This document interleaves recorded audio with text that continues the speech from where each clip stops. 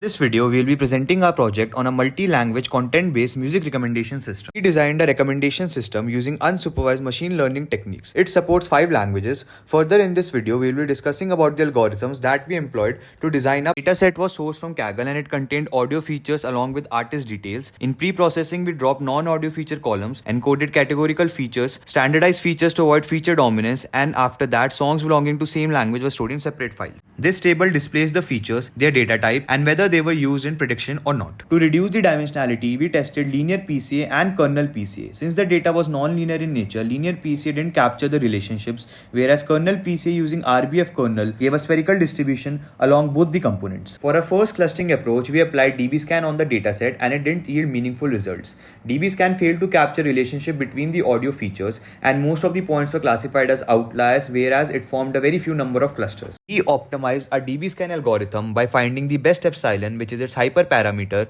by plotting the distances to the kth nearest neighbor and locating its inflection point. Now, I, Sehadev, will be explaining why k-means with k-means plus initialization is optimal for clustering. So, in our project, we chose k-means as the primary clustering algorithm for its simplicity and effectiveness in choosing and discovering patterns with numerical song metadata, which we are using, such as valence, energy, and danceability, and other aspects. So, k-means aims to minimize the intra-cluster variance, making it very well suited for our song recommendation system, which expects to release songs and recommend songs of similar mood and energy to cluster tightly together in a feature space. So now we know for a fact that k-means is sensitive to the initial centroid placement. So the poor initialization can lead to convergence to local minima. To overcome this issue, we use k-means plus, which is a smart initialization strategy that chooses the first few centroids in a way that ensures that they are well spread out. So this significantly improves the clustering performance stability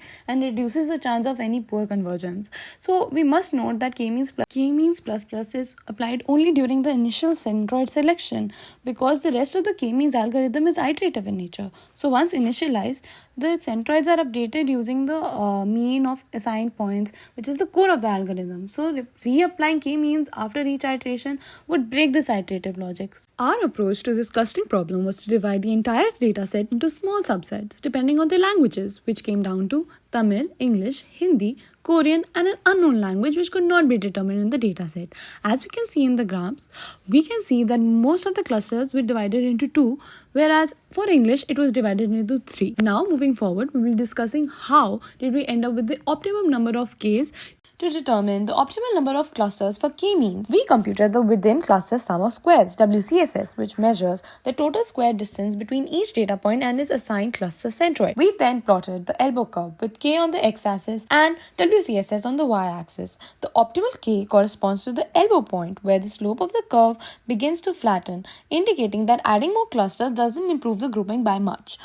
For validation, we use the Dunn index, which considers both intercluster separation and intracluster compactness. The higher the Dunn index, as we can see in the graph, the more optimal the clustering. Hence, we found out the optimal K for Hindi songs using Dunn index and WCSS. Trained our models based on those languages as well. We initially considered applying KPCA for dimensionality reduction, but it led to a significant loss of structure which weakened the language-based clustering. Therefore, we proceeded without it. Now, among the clustering algorithms tested, k-means outperformed others by performing distinct, well-separated clusters where songs of the same language grouped closely. So, in contrast, dbScan, being the density-based, struggled due to the high similarity and uniform spread of data points, resulting in noisy and overlapping clusters. We use cosine similarity instead of KNN with Euclidean distance because KNN is affected by large differences in features like tempo or loudness and doesn't work well in high-dimensional data. Cosine similarity, whereas, compares the direction of the feature vectors, focusing on overall patterns like mood or energy. When combined with k-means clustering, it helps recommend songs that are more similar